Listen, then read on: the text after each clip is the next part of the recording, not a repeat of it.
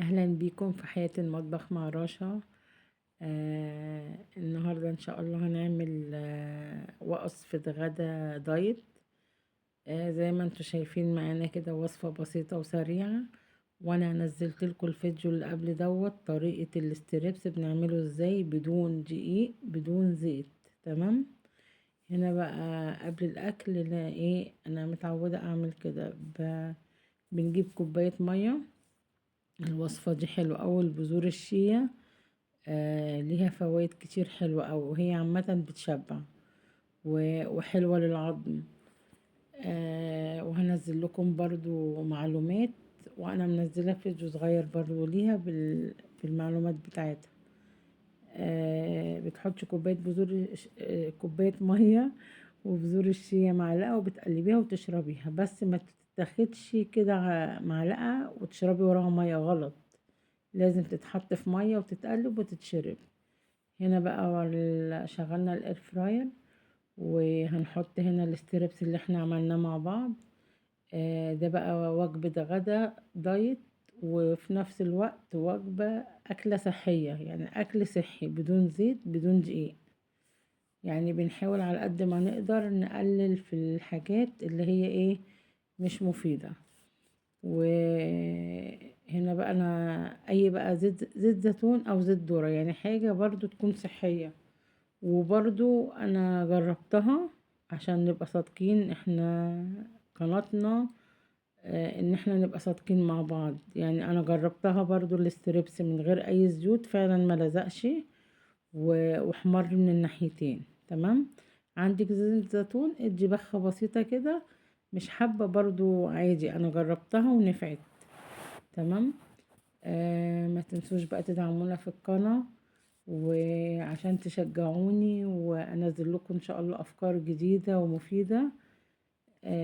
واكتبوا لي برضو في الكومنتات لو عايزين اي وصفة رجيم، ان شاء الله هعملها لكم، وانا بنزل وصفات كده ووصفات كده.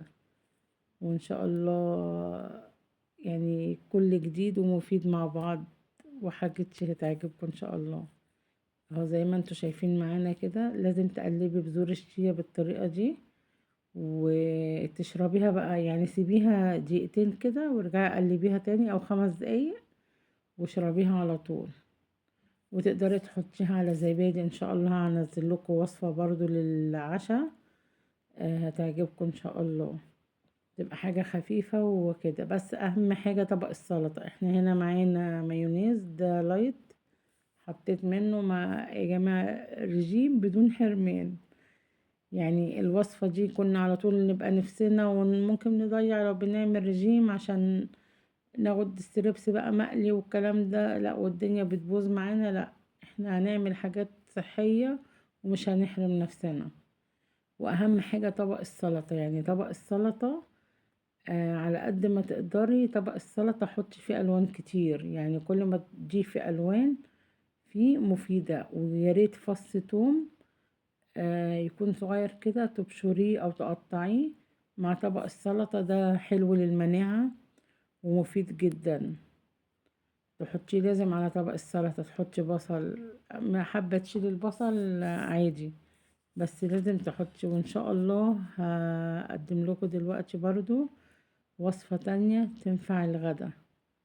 احنا هنا خلصنا كده قطعتين استريبس، عايزة تحطي 3 حطي، بس ما تزوديش كتير مع طبق السلطة. دي كده وجبة صحية، وفي نفس الوقت وجبة للرجيم. وهنعمل بقى هنا معانا وصفة حلوة قوي، وهي يعني النشويات بتاعتها بسيطة جدا وهتنفع، هتحبوها لان كلنا بنحب الحاجة ديت، وهي البطاطس. لكن احنا مانعين بقى رز، مانعين دقيق ابيض، مانعين مكرونات. تمام. هنا بقى هتقطعي بطاطس مربعات كبيرة شوية، هننزل عليها بمية مغلية ونغطيها 5 دقايق. بعد ال5 دقايق هتبتدي تنشفيها، هتصفيها في المصفى. اهو بصوا انا سبتها 5 دقايق، بنزلها بقى في المصفى عشان اي سوائل تنزل. وبرضو هنشفها بمناديل، لازم اهم حاجة تنشفيها بمناديل. الخلطة بقى بتاعتها على حسب ما انت عايزة، يعني عايزة تحطي بقى شطة، بابريكا، كركم، كمون، ملح. عايزة تخليها ملح بقى، كمون وفلفل اسمر، ده حاجة ترجع لك انت حسب ذوقك وحسب انت عايزة ايه. وصفة صحية بدون زيوت. وهنحط بس هنا معلقة زيت واحدة بس، زيت زيتون او زيت ذرة. شغلنا هيبقى عاملينه بزيت زيتون او زيت ذرة. وهي معلقة، يعني هي معلقة واحدة بس تكفي. نفس الوصفة دي يا جماعة تقدروا تعملوها في الفرن، يعني احنا مش طول عمرنا شغالين بالايرفراير لا، فرن البوتاجاز بتاعنا العادي، ولا البوتاجاز على 180.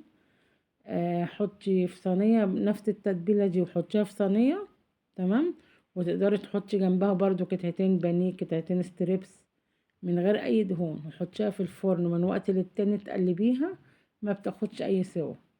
هنا بقى نحطها قدامكم اهو في الاير فراير. انا ما كانش عندي ورق زبدة موجود، فانا حطيتها على الشبكة عادي. تمام. ولو عندك بقى كده ما تغسليهاش وهي سخنة، عشان ما ممكن تقشر. لا، سيبيها لما تبرد وبعد كده اغسليها. دي نصايح كلنا ساعات في ناس ما بتعرفش بتاخدها وهي سخنة تغسلها على طول. وهنا بقى كانت البطاطس احمرت معانا.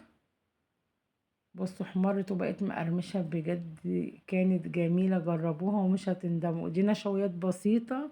طبعا دي اللي انت هتاخديها في اليوم كله، مفيش عيش مفيش حاجات من دي وجبة غدا كاملة. بس هي ناقصها طبق السلطة.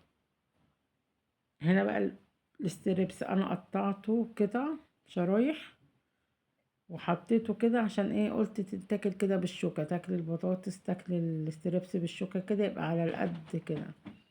هنحطها بقى ما يجراش حاجة، هنحطها فوق البطاطس معاها يعني، وهنشغلها برضو من وقت للتاني، هنقلبهم بقى كلهم مع بعض، هتلاقي كله استوى.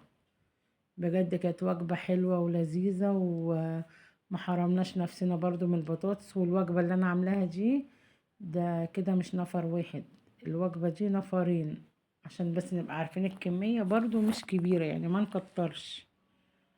تقدري بقى تحطي لو عندك في مايونيز دايت بيتباع في اي حتة، تقدري تحطي عليها مايونيز برضو من فوق زي ما انا هتشوفيني هعمل. و... ويا ريت بقى تعملي طبق سلطة حلو جنب الوصفة دي. انا قلت لكم الوصفة دي تقضي نفرين مش نفر واحد، وان شاء الله هننزل لكم بوصفات للدايت. وما تنسوناش في اللايك والاشتراك، ودعمونا في القناة عشان يوصل لكم كل جديد. وهتلاقوا الطريقة هسيبها لكم في صندوق الوصف. وهنا بقى ده كان طبقنا النهاردة، واتمنى الحاجة اللي نزلتها لكم تعجبكم. وما تنسوش اللايك، ويا ريت اكتبوا لي رأيكم في الكومنتات. والسلام عليكم ورحمة الله وبركاته.